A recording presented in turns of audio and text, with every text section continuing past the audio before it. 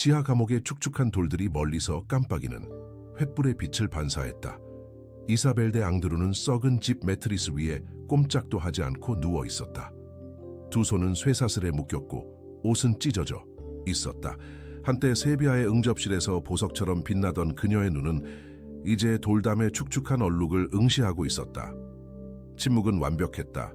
성 꼭대기에서 끊임없이 흘러내리는 물방울 소리만 들릴 뿐이었다. 낮과 밤이 뒤섞인 이곳에서는 물방울 하나하나가 시간의 흐름을 알려주었다. 한때 귀족과 성직자들의 존경을 한 몸에 받았던 그 여인은 이제 지하 감옥의 퀴퀴한 공기를 마시고 있었다. 그녀의 입술은 바싹 말라 있었다. 사슬은 손목에 붉은 자국을 남겼다. 한때 정교한 비단 리본으로 따아 묶었던 머리카락은 더럽혀져 어깨 위로 헝클어졌다. 한때 고운 리넨으로 만들어졌던 튜닉은 이제 진흙과 눈물로 얼룩진 누더기가 되어 있었다. 생쥐 한 마리가 돌바닥을 새우르르 미끄러지듯 지나갔다. 이사벨은 움직이지 않고 그 모습을 지켜보았다. 그 작은 동물은 잠시 이사벨을 응시하더니 벽 틈으로 사라졌다. 아무리 하찮은 존재라도 이 버려진 곳에 머물고 싶어 하지 않았다. 추위가 모든 틈새로 스며들었다.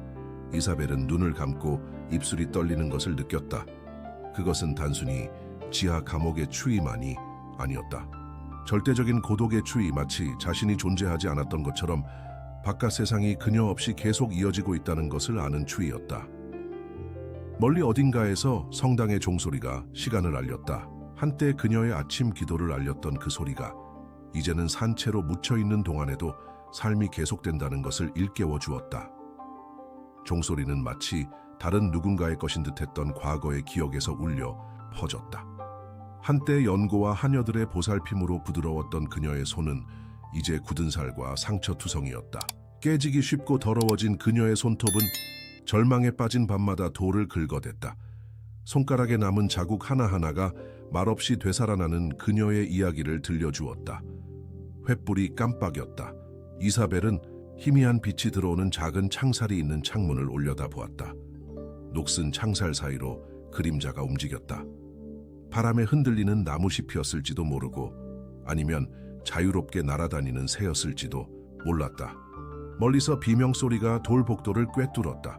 그리고 다시 침묵이 흘렀다. 이사벨은 그 소리를 알고 있었다. 다른 죄수들, 진실일 수도 거짓일 수도 있는 비난의 무게에 무너진 다른 영혼들, 이곳에서는 진실과 거짓이 감방바닥의 진흙과 피처럼 뒤섞였다. 그녀의 입술은 조용한 기도처럼 움직였다. 한때 열정적으로 내뱉던 말들이 이제는 끊어진 속삭임으로 터져 나왔다. 오랜 세월 그녀를 지탱해온 믿음은 마치 절망의 무게에 눌려 끊어질 듯 가느다란 실처럼 느껴졌다. 복도의 발소리가 울려 퍼졌다. 이사벨은 심장이 쿵쾅거리며 몸을 살짝 일으켰다.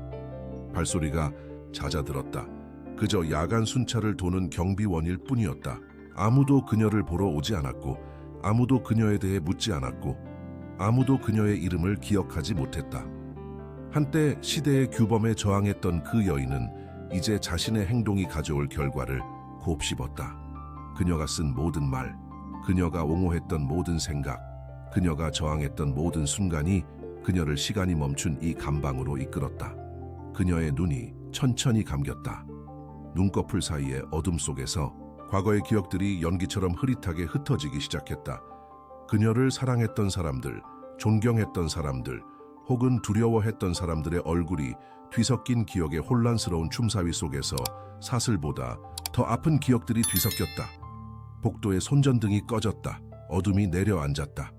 이사벨은 매트리스 위에서 움직이지 않고 오직 자신의 심장 박동 소리와 그녀 없이도 계속 돌아가는 세상에 시간을 알리는 종소리가 멀리서 메아리치는 소리에만 귀를 기울였다. 한때 수녀원 정원을 당당하게 거닐며 감탄과 존경에 휩싸였던 그 여인은 어떻게 이곳에 오게 되었을까? 어떤 일련의 결정들이 그녀를 세비야의 향기로운 궁전에서 이 돌과 침묵의 무덤으로 이끌었을까? 이 이야기를 발견하셨다면 채널 구독과 좋아요를 잊지 마세요. 어느 도시에서 시청하시는지 알려주세요. 계속 이어집니다. 주후 1387년 카스티아 왕국과 아라곤 왕국이 영원한 국경 분쟁에 시달리던 시절 이사벨라는 세비야의 귀족 가문에서 태어났습니다. 그녀의 아버지인 돈 호드리고 데 안드르는 안달루시아 항구에서 북부 궁정으로 향신료를 운반하며 왕의 총애를 받는 부유한 상인이었습니다. 중세 세계는 긴장감으로 들끓고 있었습니다. 기독교 왕들은 권력을 공고히 하는 반면 무슬림의 영향력은 그라나다로 후퇴했습니다. 교회는 일상생활의 모든 측면에 영향력을 행사했습니다. 귀족들은 성 안에서 음모를 꾸몄고 농민들은 끝없는 곡물의 무게에 짓눌려 땅을 경작했습니다. 이처럼 불안정한 동맹 관계와 흔들리는 충성심 속에서 안드르 가문은 특권을 누리면서도 위태로운 위치에 있었습니다. 돈 로드리고는 왕에 대한 복종, 교회에 대한 복종, 그리고 사업을 번창시키는 데 필요한 신중함 사이에서 완벽한 균형을 이루었습니다. 이사벨은 자수 테피스트리와 채색된 필사본들 사이에서 자랐습니다. 어머니 도냐 엘비라는 그녀에게 귀족 여성에게 걸맞은 예술, 즉 자수, 성악, 라틴어, 그리고 성경을 가르쳤습니다. 하지만 어린 시절부터 그녀는 호기심이 많아 가정교사들을 당혹스럽게 했습니다. 같은 반 다른 여학생들이 기도문과 찬송가를 배우는데 만족하는 반면 이사벨은 교리문답 시간에 어색한 질문들을 던졌습니다. 그녀는 왜 여성들이 특정 경전을 읽을 수 없는지 알고 싶어 했습니다. 성직자들의 성경 해석에 의문을 제기하기도 했습니다. 14살이 된 이사벨은 이미 지역 수녀원의 많은 수도사들보다 라틴어를 더 잘 구사했습니다. 자랑스러웠지만 동시에 걱정스러웠던 그녀의 아버지는 딸을 성클라라 수녀원에 보내 수녀들이 그녀의 반항적인 본성을 바로잡도록 했습니다. 그는 수녀원의 규율이 딸의 눈에서 타오르는 위험한 불꽃을 꺼뜨려 주기를 바랐습니다. 하지만 수녀원은 이사벨라가 자신의 생각을 발전시키기에 완벽한 장소임이 드러났습니다. 수도원, 도서관에는 수호자들조차 제대로 이해하지 못하는 보물들이 보관되어 있었습니다. 먼지 쌓인 두루마리와 잊혀진 코덱스들 사이에서 이사벨라는 다른 영성을 이야기하는 글들을 발견했습니다. 원장, 수녀 베아트리스는 현명한 분이셨고 젊은 수녀의 뛰어난 재능을 바로 알아보셨습니다.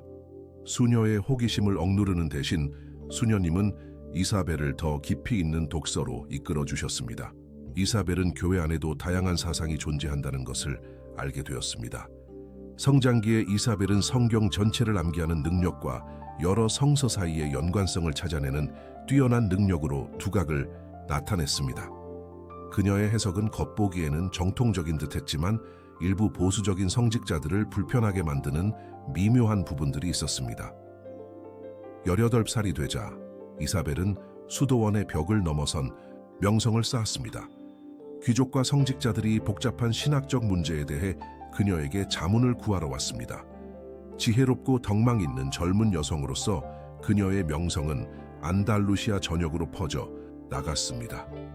돈 로드리고는 명문가들로부터 청혼을 받기 시작했습니다. 하지만 이사벨은 독신으로 지내며 공부와 기도에 전념하고 싶다는 의사를 밝혔습니다. 이례적인 결정이었지만 이단적인 것은 아니었던 이 결정은 그녀의 가족과 공동체에서 존중받았습니다. 젊은 여성은 수녀원 생활과 어느 정도의 독립성을 결합한 일상을 확립했습니다. 그녀는 가족의 집에서 살았지만 하루의 대부분을 수녀원에서 보냈습니다. 수녀원에는 종교 교육을 더 받고 싶어하는 귀족 여성들을 위한 일종의 비공식 학교가 있었습니다. 그녀의 교육 방식은 당시로서는 혁명적이었습니다. 이사벨라는 교리를 반복하는 데 그치지 않고 제자들에게 성서의 더 깊은 의미를 되새기도록 격려했습니다.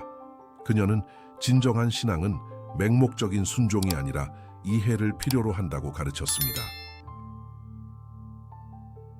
엘리자베스를 중심으로 형성된 여성 네트워크는 상인의 아내부터 하급 귀족의 미망인까지 다양했습니다. 그들은 모두 더 깊고 개인적인 영성을 갈망했습니다. 그들은 은밀하게 만나 연구하고 기도하고 공개적으로 표현하기 어려운 사상들을 논의했습니다. 엘리자베스는 자신만의 신학적 성찰을 쓰기 시작했습니다. 이단이라는 비난을 피하기 위해 신중하게 작성된 그녀의 글은 하나님을 찾는 데 있어 개인의 양심의 중요성을 강조하는 성경 해석을 제시했습니다. 사건 7년 어느 봄날 이사벨라는 예상치 못한 손님을 맞이했습니다.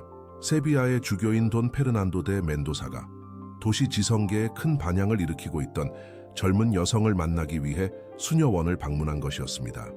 이사벨과 주교의 대화는 3시간 동안 이어졌습니다. 대화가 끝나자 돈 페르난도는 눈에 띄게 감명을 받은 듯 자리를 떴습니다. 그는 이사벨이 탁월한 지혜를 지녔으며 그녀의 가르침이 기독교 공동체 전체의 참된 신앙의 본보기가 되었다고 공개적으로 선언했습니다. 이 주교의 인정은 이사벨라의 생애에 결정적인 승리를 가져다 주었습니다. 20살이 되자 그녀는 안달루시아 전역에서 가장 존경받는 여성 수도자가 되었고 그 영향력은 카스티아 왕실까지 확대되었습니다. 세비야 주교의 인정으로 카스티아에서 가장 중요한 궁궐들이 문을 열었습니다.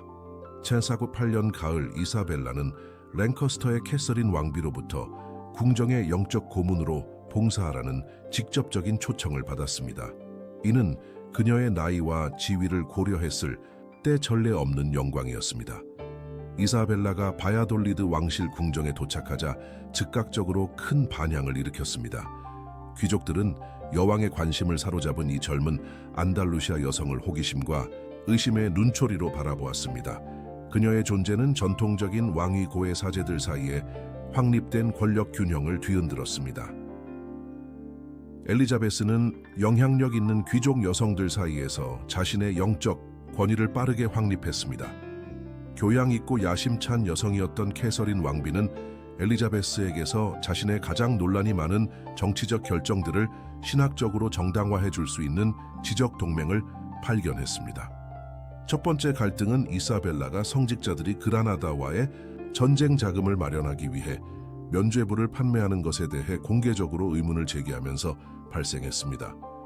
여러 주교들과의 만남에서 그녀는 구원은 동전으로 살 수 있는 것이 아니라 영혼의 순수함과 신앙의 진실성을 통해 얻어야 한다고 주장했습니다.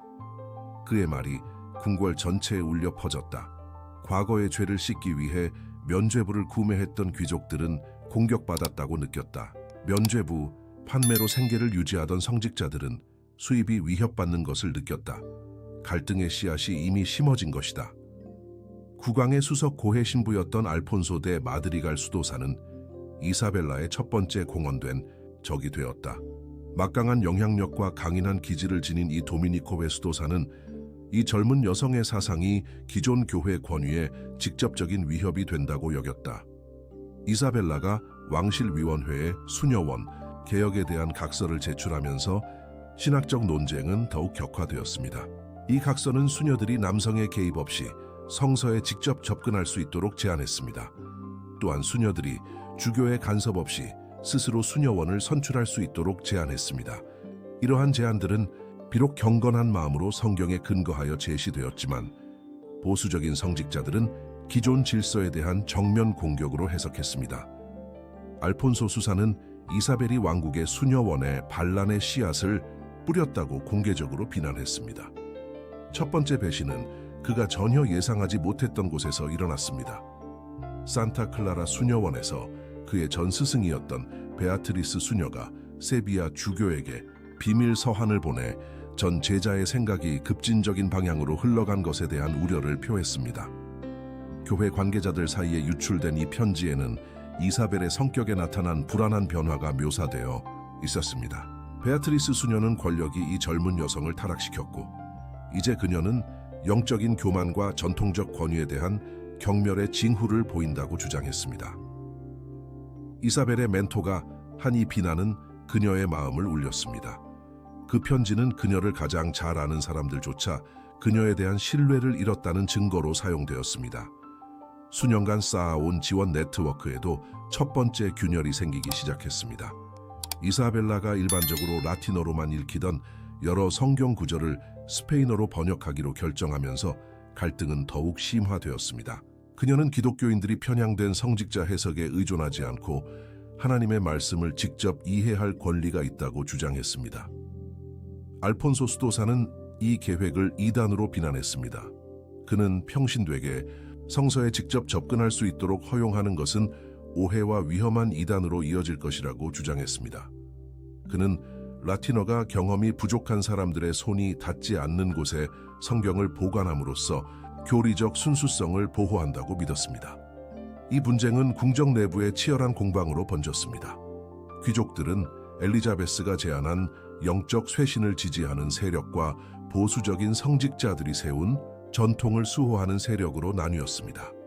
처음에는 엘리자베스 여왕의 보호자였던 캐서린 여왕은 정치적 압력을 느끼기 시작했습니다.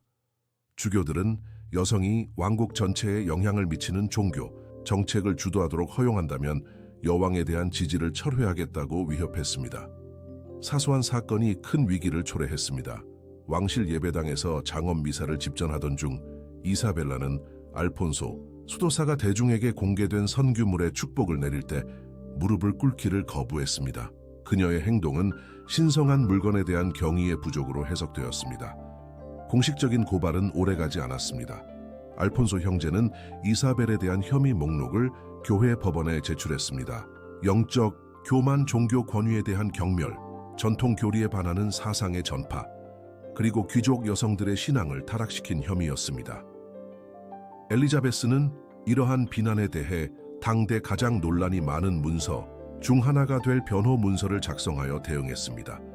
이 문서에서 그녀는 비난을 반박했을 뿐만 아니라 부패한 성직자들이 진정한 기독교 원칙을 저버렸다고 반박했습니다. 전쟁이 공식적으로 시작되었습니다. 이사벨라는 명성과 영향력을 얻었지만 이제는 그녀가 무너지는 것을 보기 전까지는 결코 멈추지 않을 강력한 적들과 마주해야 했습니다. 그녀의 초기 승리의 결과는 그녀의 세상 전체를 감염시킬 만큼 깊은 상처로 나타나기 시작했습니다. 감정적 대가가 눈에 띄기 시작했다. 이사벨은 잠도 못 자고 식욕도 잃었으며 가장 가까운 동료들조차 불신하기 시작했다. 끊임없는 긴장감은 그녀를 평온한 젊은 여성에서 경계심 많고 방어적인 여성으로 변모시켰다. 아버지의 편지는 추운 12월 아침 도착했습니다. 세비야의 소문이 퍼지자 겁에 질린 돈 로드리고는 그녀에게 집으로 돌아가 궁정을 떠나라고 간청했습니다. 그는 그녀가 통제할 수 없는 힘을 발휘하고 있으며 그녀의 생명이 정말 위험하다고 경고했습니다. 이사벨라는 아버지의 간청을 거부하고 궁정에 남기로 결심했습니다. 1409년 캐서린 왕비에 대한 그녀의 영향력은 절정에 달했습니다. 귀족 여성들은 계속해서 그녀에게 영적 지도를 구했고 그녀의 글은 카스티아 전역의 수도원에 은밀히 유포되었습니다. 하지만 권력은 어두운 면을 드러내기 시작했습니다. 이사벨라는 하인과 수녀들로 구성된 정보원, 네트워크를 구축하여 적들의 사적인 대화를 보고했습니다. 그녀는 이 정보를 이용하여 보수 성직자들의 공격을 예측하고 추종자들을 보호했습니다. 편집증이 그녀를 서서히 사로잡았다. 그녀는 매일 방에 독극물이 있는지 검사하도록 명령했다. 낯선 하인들이 음식에 접근하는 것을 금지했고 자신이 받는 모든 편지는 신뢰할 수 있는 사람들이 자신 앞에서 뜯어보도록 했다. 그녀의 가르침은 더욱 급진적으로 변했습니다. 이사벨라는 부패한 성직자가 집전하는 성례는 무효하다고 설교하기 시작했습니다. 그녀는 순결한 여성은 남성 중개자 없이도 하느님께 직접 고백할 수 있다고 주장했습니다. 이러한 사상은 노골적인 이단에 가까울 정도로 위험했습니다. 그라나다와의 전쟁은 이사벨라에게 권력을 공고히 할 예상치 못한 기회를 제공했습니다. 카스티아 군대가 안테케라 근처에서 굴욕적인 패배를 당했을 때 그녀는 이 상황을 이용하여 신이 성직자들의 부패 때문에 왕국을 벌하고 있다고 주장했습니다. 그녀는 궁정의 귀부인들을 공개적인 참회 금식에 참여시켰습니다. 왕국에서 가장 영향력 있는 여성들은 부패한 성직자들의 죄를 속죄하기 위해 3일 동안 금식했습니다. 권력의 과시는 인상적이었지만 주교들의 분노를 불러일으키기도 했습니다. 아빈용에서 파견된 교황 특사 페드로 데 루나 추기경이 이사벨라의 행적을 조사하라는 특별 명령을 받고 바야돌리드에 도착했습니다. 그의 궁정 방문은 갈등의 새로운 국면의 시작을 알렸습니다. 더 이상 지역 분쟁의 문제가 아니라 교황청의 직접적인 개입이었습니다. 이사벨라는 추기경을 과소평가하는 실수를 범했습니다. 그를 처음 아련했을 때 그녀는 거만하고 반항적인 모습을 보였습니다. 루나가 그녀의 신학적 해석에 의문을 제기하자 그녀는 추기경 자신도 잘 모르는 문헌을 인용하며 반박했습니다. 교황 특사가 공개적으로 굴욕을 당한 것은 피로스의 승리였습니다. 궁정 내 동맹 관계는 빠르게 재편되기 시작했습니다. 이전에 엘리자베스를 지지했던 귀족들은 그녀가 로마와 정면으로 맞선다는 사실을 깨닫고 거리를 두기 시작했습니다. 캐서린 왕비는 고해 신부의 압력을 받아 엘리자베스와의 사적인 만남 빈도를 점차 줄였습니다. 이사벨의 여동생 레오노르가 세비야에서 와서 그녀에게 궁정을 떠나달라고 간청했을 때 가문의 첫 번째 불화가 드러났습니다. 러노르는 보수적인 성직자들과 가까운 귀족과 결혼했고 이사벨의 행동이 안드르 가문 전체에 미래를 위태롭게 할까봐 두려워했습니다. 자매 사이의 대화는 결국 파국으로 치닫았습니다. 이사벨은 러노르가 비겁하고 가족을 배신했다고 비난했습니다. 러노르는 이사벨이 제정신이 아니며 자존심 때문에 파멸로 치닫고 있다고 맞섰습니다. 그날 이후로 두 사람은 다시는 말을 나누지 않았습니다. 엘리자베스의 저술은 더욱 극단적으로 전개되었습니다. 그녀는 교황의 무류성에 공개적으로 의문을 제기하고 주교회의가 잘못된 결정을 내릴 수 있다고 주장하기 시작했습니다. 그녀는 신성한 진리가 성별이나 교회 위계 질서 내의 지위와 관계없이 순수한 영혼에게 직접 계시된다고 주장했습니다. 이사벨라의 사상에 영향을 받은 라스 우엘가스 수녀원 출신 수녀들이 원장 수녀원장에게 반기를 들고 바야돌리드의 성녀의 영적 권위만을 인정한다고 선언했습니다. 반란은 격렬하게 진압되었지만 이 사건은 이사벨라의 사상이 궁정을 초월했음을 보여주었습니다. 루나 추기경은 이 사건을 빌미로 과감한 조치를 요구했습니다. 그는 여왕에게 최후 통첩을 내렸습니다. 이사벨라를 즉시 침묵시키거나 아니면 카스티아 왕국 전체를 파문할 수 있는 보고서를 들고 아빈용으로 돌아가겠다는 것이었습니다. 캐서린 왕비는 화해할 수 없는 두 세력 사이에 끼어 있었습니다. 이사벨라에 대한 그녀의 개인적인 애정은 왕국의 안정을 위협하는 정치적 현실과 충돌했습니다. 그녀의 결정은 이사벨라의 운명뿐만 아니라 카스티아와 교회의 미래 관계까지 결정지었습니다. 이사벨은 궁궐 분위기의 변화를 감지했다. 한때 정중한 인사로 가득했던 복도는 그녀가 지나가자 텅 비어 있었다. 그녀가 나타나자 대화는 멈췄다. 한때 감탄을 표하던 눈빛은 이제 두려움이나 반감을 드러내고 있었다. 그녀의 측근은 극적으로 줄어들었다. 3명의 하급 귀족 여인과 소수의 하인들만이 충실하게 남았다. 그녀에게 절대적인 헌신을 표명했던 여인들조차 그녀를 상대로 일어나는 세력의 규모를 깨닫고 그녀를 피하기 시작했다. 이사벨라가 아빈용 교황에게 공개 서한을 보내기로 결정하면서 최후의 위기가 촉발되었습니다. 그녀는 서한에서 루나 추기경의 결정에 직접적으로 의문을 제기하고 자신의 생각을 기독교 최고 권위자에게 제시하기 위해 교황을 만날 것을 요구했습니다. 편지는 수신인에게 도착하지 못했습니다. 추기경의 요원들이 가로채 이사벨라가 교황의 권위에 반항했다는 결정적인 증거로 사용되었습니다. 이 문서는 그녀의 운명을 돌이킬 수 없게 봉인했습니다. 사계 10년 3월 어느 날 아침, 엘리자베스는 잠에서 깨어나 왕실 근위병들이 자신의 방을 지키고 있는 것을 발견했습니다. 캐서린 왕비는 마침내 결정을 내렸습니다. 한때 그녀의 가장 가까운 영적 조언자였던 그녀가 이제 공식적으로 왕실의 포로가 된 것입니다. 엘리자베스의 가택 연금은 연루된 모든 사람들에게 통제 불능의 사태로 빠르게 번져나갔습니다. 그녀에게 충성을 다한 여성들은 궁궐 복도에서 침묵 시위를 벌이며 스승이 석방될 때까지 공식 종교 의식에 참여하기를 거부했습니다. 루나 추기경은 이러한 시위를 이사벨라가 궁정의 귀족 여성들을 돌이킬 수 없을 정도로 타락시켰다는 증거로 해석했습니다. 그는 그녀의 이단적 영향력의 정도를 파악하기 위해 죄수의 모든 추종자들을 개별적으로 신문할 것을 요구했습니다. 신문은 즉시 시작되었다. 여성들은 한 명씩 임시법정으로 끌려가 이사벨의 가르침을 공개적으로 부인해야 했다. 어떤 이들은 압력에 굴복하여 전 스승을 비난했다. 하지만 어떤 이들은 굳건히 버티며 경비병들의 감시 아래 고향 땅으로 돌려보내졌다. 그녀의 추종자 중 가장 충성스러웠던 도냐 마리아 데 구스마는 신문 과정에서 이사벨라가 다른 왕국의 여성들과 비밀 서신을 주고받고 있었다는 사실을 밝혀 모두를 놀라게 했습니다. 즉시 압수된 이 서신들은 이사벨라의 영향력이 카스티아 국경 너머까지 뻗어 있었음을 보여주었습니다.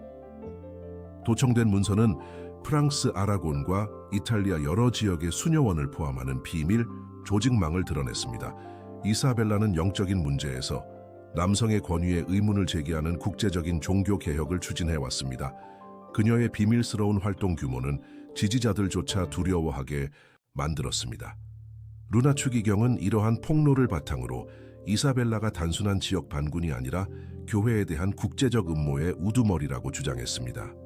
그는 로마와 아비뇽에 긴급 사절을 파견하여 대륙적 규모의 조직적 이단이라고 묘사한 이 사건을 보고했습니다. 방에 갇힌 이사벨은 충실한 하인을 통해 이러한 고발 소식을 접했습니다.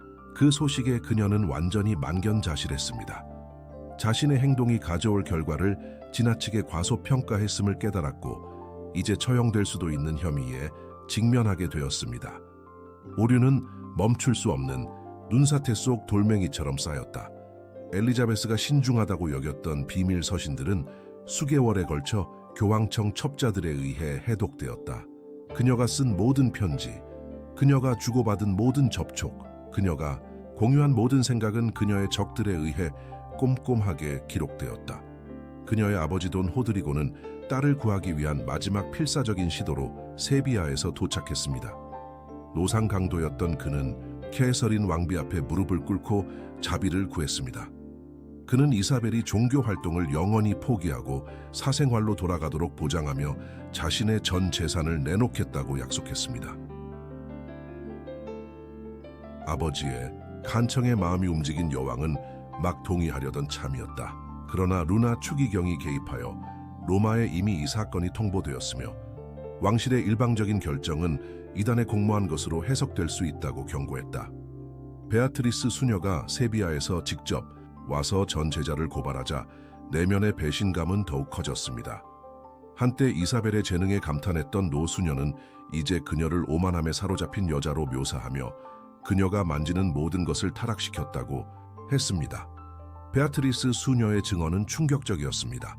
그녀는 이사벨이 자신이 복사한 성서 중 일부를 비밀리에 수정하여 마치 원본인 것처럼 개인적인 해석을 덧붙였다고 폭로했습니다. 이러한 수정은 비록 미묘했지만 교리 조작에 반박할 수 없는 증거였습니다. 처음에는 궁정 내 갈등에 무관심했던 바야돌리드 주민들은 설교자들이 도시에 닥친 일련의 불행의 원인을 이사벨라에게 돌리자 반감을 품기 시작했습니다. 사소한 전염병, 흉작, 그리고 여러 차례의 화재는 이단을 용인한 데 대한 신의 저주 때문이라고 여겨졌습니다. 왕의 총애에 의존하던 상인들은 신의 분노를 달래기 위해 이사벨을 처벌할 것을 공개적으로 요구하기 시작했습니다. 이전에 그녀의 지혜에 감탄했던 하층 계급마저도 이제 그녀를 왕국의 안정에 위협이 되는 존재로 여겼습니다.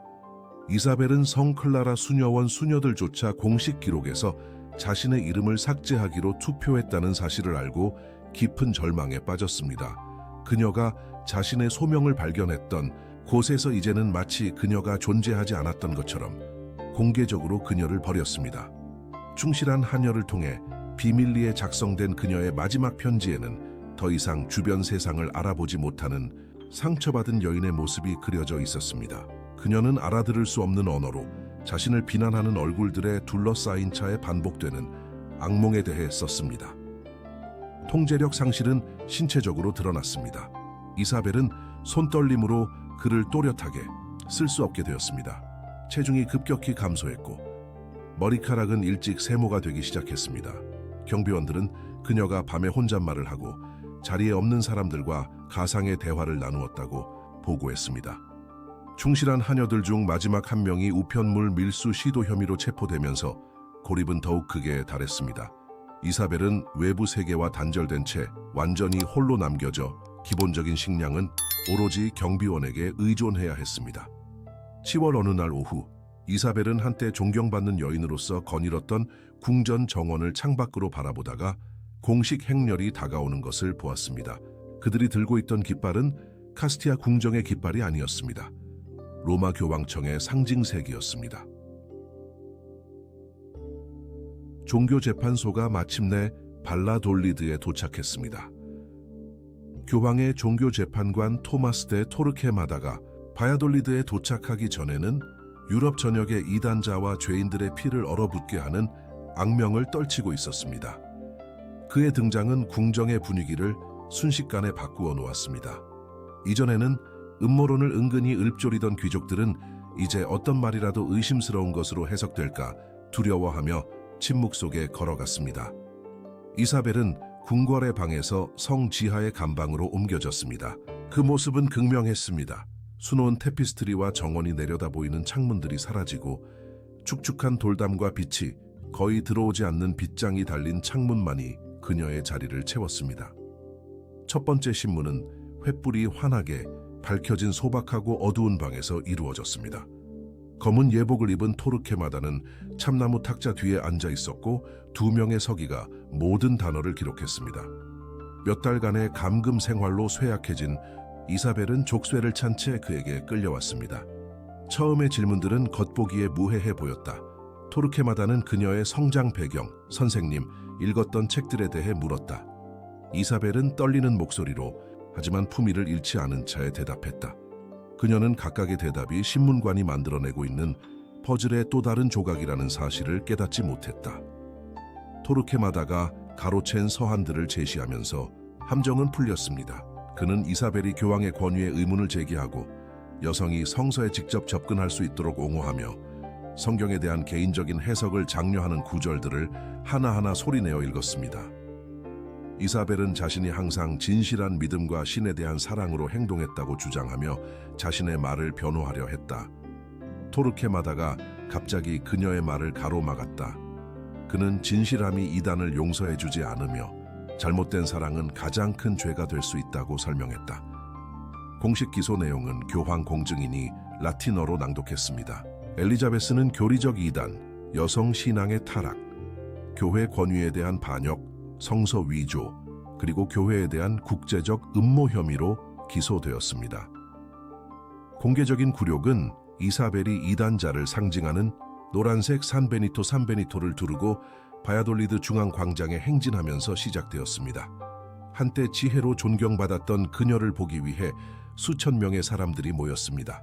어떤 사람들은 모욕적인 소리를 질렀고 어떤 사람들은 죽음처럼 침묵했습니다. 그녀의 아버지 돈 로드리고도 군중 속에 있었다. 노상강도인 돈 로드리고는 딸이 대중의 조롱거리가 되는 모습을 보고 눈물을 흘렸다. 그는 딸을 구하기 위해 전 재산을 쓸데없는 뇌물에 쏟아부었다. 이제 그는 자신의 혈통이 몰락하는 것을 속수무책으로 지켜볼 수밖에 없었다. 재판은 2달 동안 질질 끌었다. 매일 그녀에게 불리한 새로운 증거들이 쏟아져 나왔다. 옛 동맹 매수된 하인, 야심찬 성직자들이 법정에 나와 엘리자베스의 이단 행위에 대한 진짜 또는 날조된 증거를 제시했다. 캐서린 왕비는 자신의 전 영적 조언자를 상대로 증언해야 했습니다. 그녀는 목소리가 갈라지며 엘리자베스가 자신의 신뢰를 악용하여 가톨릭 교리에 반하는 사상을 조장했다고 주장했습니다. 그녀는 고의적으로 이단을 지지한 적이 없다고 부인하며 자신이 피고인의 조종의 희생자라고 선언했습니다. 베아트리스 수녀는 가장 충격적인 증언을 했습니다. 그녀는 이사벨이 자신이 베껴 쓴 원고를 미묘하게 수정하고 마치 원본인 것처럼 개인적인 해석을 덧붙이는 것을 수년간 목격했다고 밝혔습니다. 그녀는 자신의 이전 제자가 교만에 빠져 그리스도인으로서의 겸손을 완전히 잃어버린 여인이었다고 묘사했습니다. 이사벨의 변호는 한심했다. 그녀를 변호해줄 변호사도, 그녀를 위해 증언해줄 증인도 없는 상황에서 그녀는 이미 그녀의 운명을 결정지은 판사들 앞에서 홀로 변호해야 했다. 한때 훌륭했던 그녀의 신학적 주장은 이제 망가진 여자의 횡설수설처럼 들렸다. 종교재판 선전에 영향을 받은 바야돌리드 시민들은 모범적인 처벌을 요구했습니다. 시장은 도시에 닥친 모든 재앙의 원인을 이사벨라에게 돌리는 이야기로 가득했습니다. 전염병, 흉작, 화재, 이 모든 것은 그녀가 이단을 묵인한 결과였습니다. 법원은 피고인들과 완전히 거리를 두었습니다. 이전에 그녀의 조언을 구했던 귀족들은 이제 자신들의 가톨릭 정통성을 공개적으로 입증하기 위해 경쟁했습니다. 그녀의 가르침에 참석했던 여성들은 이단 사상에 귀 기울였던 죄를 속죄하기 위해 참회 행렬을 조직했습니다. 카스티아, 전역의 수녀원들은 이사벨에 대한 거부 의사를 표하는 서한을 궁정에 보냈습니다. 한때 그녀의 지혜에 감탄했던 수녀들은 이제 그녀를 여성 수도 생활의 순수성을 타락시키려는 악마의 도구라고 비난했습니다. 재판의 진행 상황에 만족한 루나 추기경은 로마에 보낼 승리 보고서를 작성했습니다. 보고서에서 그는 교황의 개입이 유럽 전역으로 확산될 위기에 처한 위험한 이단을 근절하는 데 어떻게 성공했는지 설명했습니다. 이사벨라는 교회의 권위에 도전하는 자들에게 어떤 일이 일어나는지 보여주는 사례로 제시될 것이었습니다. 재판 마지막 몇 주 동안 이사벨은 일관성 있는 변론 능력을 잃었습니다. 장시간의 신문, 공개적인 굴욕, 그리고 철저한 고립은 그녀의 정신적 회복력을 무너뜨렸습니다. 그녀의 답변은 혼란스럽고 모순적이었습니다. 3자 10년 12월 어느 날 아침 토르케마다는 궁정이 최종 판결을 내렸다고 발표했습니다. 이사벨라는 성의 본당으로 인도되었고 그곳에서 그녀의 운명을 기다리는 군중이 있었습니다. 신문관은 천천히 일어서서 판결문이 적힌 양피지를 펼쳤다. 모두가 기다리던 그의 말이 법정 전체에 울려 퍼졌다. 이사벨 드 안드루, 교리적 이단과 성모교회에 대한 선동죄로 재판소는 당신에게 세속적인 처벌을 내리고 당신의 죄에 합당한 형벌을 받을 것을 선고합니다. 공식적으로 사형 선고가 선고되었습니다. 이사 11년 1월 15일 바야돌리드 중앙광장에서 눈이 내릴 듯한 흐린 하늘 아래 아우토 다 페가 열렸습니다. 이사벨은 산베니토와 자신의 죄를 나타내는 종이관을 쓴 채 단두대로 끌려갔습니다. 그녀의 발걸음은 느리고 머뭇거렸지만 끝까지 고개를 꼿꼿이 들었습니다. 수천 명의 사람들이 처형을 지켜보기 위해 모였습니다. 군중 중에는 이단자의 처형을 보기 위해 먼 마을에서 온 귀족, 성직자, 상인 그리고 농민들이 있었습니다. 엘리자베스가 장작더미 중앙 기둥에 묶여있는 동안 주변은 침묵으로 가득했습니다. 그녀의 마지막 순간들은 종교재판소 서기관들에 의해 꼼꼼하게 기록되었습니다. 이사벨라는 사제에게 고백할 기회를 거부하며 하느님 앞에서 자신의 양심이 깨끗하다고 선언했습니다.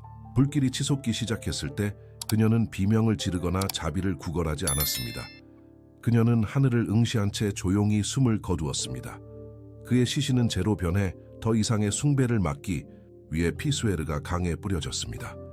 그의 소지품은 종교재판에 의해 압수되었고 그가 쓴 모든 원고는 공개적으로 불태워졌습니다. 세비야에 있는 그의 집에는 이단의 위험성을 경고하는 명판이 걸려 있었습니다. 안드르 가문은 완전한 기억상실 담나치오 메모리아에를 겪었습니다. 돈 로드리고는 몇 달 후 수치심과 재정적 파탄에 시달리다 세상을 떠났습니다. 그의 여동생 러노르는 성을 바꾸고 외딴 수녀원으로 이사하여 영원한 고행을 하며 살았습니다. 마지막 남자 형제가 자식 없이 죽으면서 그의 가문은 공식적으로 단절되었습니다. 이사벨에 대한 기억은 공식 기록에서 체계적으로 삭제되었습니다. 그녀의 이름은 성 클라라 수녀원 기록 보관소에서 삭제되었습니다. 그녀가 캐서린 왕비에게 쓴 편지는 파기되었고 추종자들의 증언은 압수되어 불태워졌습니다. 교회는 그녀의 존재에 대해 절대적인 침묵을 지켰습니다. 그러나 그녀의 업적은 사후에도 큰 영향을 미쳤습니다. 여성이 성서에 직접 접근할 수 있도록 그녀가 주창했던 사상은 지하 조직에서 여전히 살아 숨 쉬고 있었습니다. 프랑스와 이탈리아 여러 지역의 수녀원들은 그녀가 개척했던 신학적 해석을 계속해서 발전시켜 나갔습니다. 그의 처형 이후 이어진 탄압은 카스티아의 종교 구조를 근본적으로 변화시켰습니다. 종교재판소는 권력을 크게 강화하여 왕국의 모든 주요 도시에 상설재판소를 설립했습니다. 교리적 정통성은 더욱 경직되어 성경에 대한 다른 해석의 여지를 완전히 없앴습니다. 역설적이게도 이사벨라를 침묵시키기 위해 사용된 방법은 수십 년 후 비슷한 사상을 장려하는 남성 개혁가들에 의해 채택되었습니다. 그녀가 목숨을 걸고 수호했던 성서를 스페인어로 번역하는 것은 그 다음 세기 동안 일반적인 관행이 되었습니다. 카스티아의 귀족 여성들은 자신들의 운명에서 교훈을 얻었습니다. 이후 여러 세대에 걸쳐 그들은 종교 문제에서 남성의 권위에 도전하는 것으로 해석될 수 있는 모든 활동을 철저히 피했습니다. 여성이 신학 논쟁에 참여할 수 있는 공간은 철저히 차단되었습니다. 공식 연대기 편찬자들은 1408년에서 1410년까지의 역사를 완전히 다시 썼습니다. 공인된 판본에서 이사벨라는 오만함에 미쳐 자신의 잘못에 대한 정당한 처벌을 받은 여인으로만 묘사되었습니다. 그녀의 지적 공헌은 그녀를 교육한 남성들의 공로로 여겨졌습니다. 토르케마다는 이사벨의 사건을 향후 박해의 모델로 삼았습니다. 그녀의 재판 과정에서 개발된 신문 방식, 공개 굴욕, 기법, 그리고 사법 절차는 스페인 종교 재판의 표준 절차가 되었습니다. 이 사건으로 큰 충격을 받은 캐서린 왕비는 남은 재위 기간 동안 극단적인 종교심에 의지했습니다. 그녀는 다시는 여성이 중요한 정치적 결정에 참여하는 것을 허용하지 않았습니다. 그녀의 궁정은 눈에 띄게 보수적이고 전통주의적으로 변했습니다. 한 세기 후 유럽에 개혁의 바람이 불기 시작하면서 일부 신학자들은 외딴 도서관에 남아있던 엘리자베스 여왕의 저술 단편들을 재발견했습니다. 개인의 양심과 성경에 대한 개인적인 해석에 대한 그녀의 생각은 새로운 사상 흐름과 공감을 얻었습니다. 가장 큰 역사적 아이러니는 트리엔트 공의회 당시 가톨릭 교회가 엘리자베스 여왕이 제안한 개혁 중 일부를 채택했을 때 드러났습니다. 수녀들이 남성의 중재 없이 성서에 접근하는 것이 관례가 되었습니다. 마침내 성경을 모국어로 번역하는 것이 허용되었습니다. 후대 역사가들은 이사벨 드 안드루의 진정한 성격에 대해 장황하게 논쟁했습니다. 어떤 이들은 그녀를 시대를 앞서간 선견자로 여겼지만 불변하는 권력 구조에 도전한 대가를 치렀습니다. 또 다른 이들은 그녀를 그저 권력의 압박에 정신적 균형을 잃은 오만한 여성으로 여겼습니다.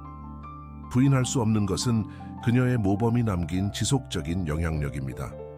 그녀의 운명은 기존 규범에 도전하는 것을 고민했던 여러 세대의 여성들에게 경고가 되었습니다. 하지만 그녀는 또한 더 자유롭고 개인적인 영성을 꿈꾸던 사람들에게 은밀한 영감을 주었습니다. 이사벨 대 안드르 사건에 대한 완전한 파일은 바티칸의 비밀 문서고에 보관되어 있으며 엄격한 보안과 열쇠로 보호받고 있습니다. 이 문서들은 당시 일부 추기경들이 그녀의 사상에 신학적 가치가 있다고 개인적으로 믿었지만 정치적 상황 때문에 사면이 불가능했음을 보여줍니다. 이사벨 드 안드루의 이야기는 수세기 동안 공식적인 침묵과 종교 재판의 공포 속에 묻혀 있었습니다. 그녀의 이름은 금지된 속삭임이 되었고 그녀의 기억은 위험한 그림자가 되었습니다.